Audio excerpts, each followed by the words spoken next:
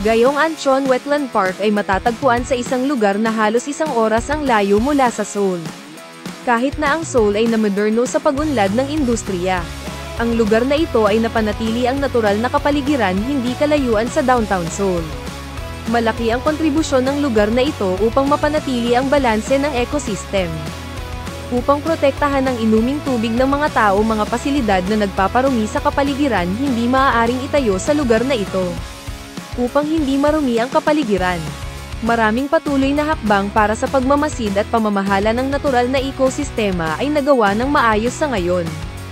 Kaya itong Wetland Ecological Park ay napanatili ng maayos at mananatili sa hinaharap. Mga basang lupa, isang likas na kapaligiran, at malinis na hangin sa lugar na ito ay pinoprotektahan ng Korean Metropolitan Area mula sa polusyon sa kapaligiran. Ang Gayong-an Wetland ay ginawang ecological park. Ang Gayong-an Wetland ay matatagpuan sa isang tributary ng Namhan River sa Tochonmayan, Gwangju City, Gyeonggi-do. Bagamat tinatawag itong batis kaysa ilog, malapit ito sa Dumulmyeori at nasa hangganan ng ilog Namhan, kaya kasing lapad ng ilog. Nagtayo ang Gwangju City ng viewing path sa wetland para masilayan mong mabuti ang lugar na ito, para makapaglakad ka at mapagmasdan ang flora at fauna. Ang mga basang lupa, ang pinagmulan ng buhay para sa lahat ng may buhay, ay naging isang magandang tirahan para sa iba't ibang aquatic flora, iba't ibang mga ibon, at mga insekto. At naging isang magandang lugar ng pag-aaral ng kalikasan para sa maraming tao. Sa Tagsibol, ang mapusyaw na berdeng mga putot ng mga puno ng willow ay maganda, at sa tag-araw, makulay ang mga lotus at water lily na napapanatili ng maayos. Mayroong iba't ibang mga migratory birds sa tag-araw, at sa taglagas. Ang mga tambo at tilak na bulaklak ng damo sa buong pamumulaklak ay kamangha-manghang.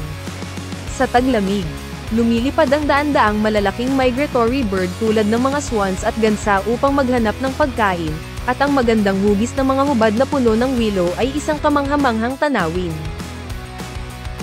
Mayroong 240 taksa ng mga obligadong halaman sa wetland na natukoy sa Korea, at 149 na taksa ng mga halaman na nauuri bilang aquatic plants.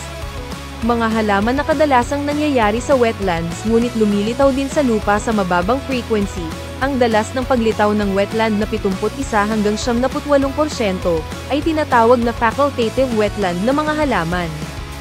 Ang mga halaman na kabilang sa kategoryang ito ay may bilang na 239 na taksa sa Korea, at karamihan sa kanila ay mga basang halaman. Sa makatuwid, ang mga halaman na inuri bilang mga basang halaman sa Korea ay 330 taksa. Kabilang ang 71 taksa na kabilang sa obligate wetland plants at 239 na taksa classified bilang mga di makatwirang wetland na halaman. Kung ang mga halaman sa wetland ay kombinasyon ng mga halamang nabubuhay sa tubig at mga basang halaman, mayroong 479 na taksa ng wetland plants na naninirahan sa Korean Peninsula. Mga halaman na lumilitaw na may katulad na dalas sa mga basang lupa at sa lupa, mga halaman na may dalas ng paglitaw ng wetland na 31% hanggang 70% ay tinatawag na hydrophytes. Ang mga halaman na kadalasang lumilitaw sa lupa at hindi gaanong madalas sa mga basang lupa ay tinatawag facultative terrestrial na mga halaman. At mga halaman na laging nakikita lamang sa lupa sa mga natural na kondisyon ay tinatawag na obligate terrestrial na mga halaman.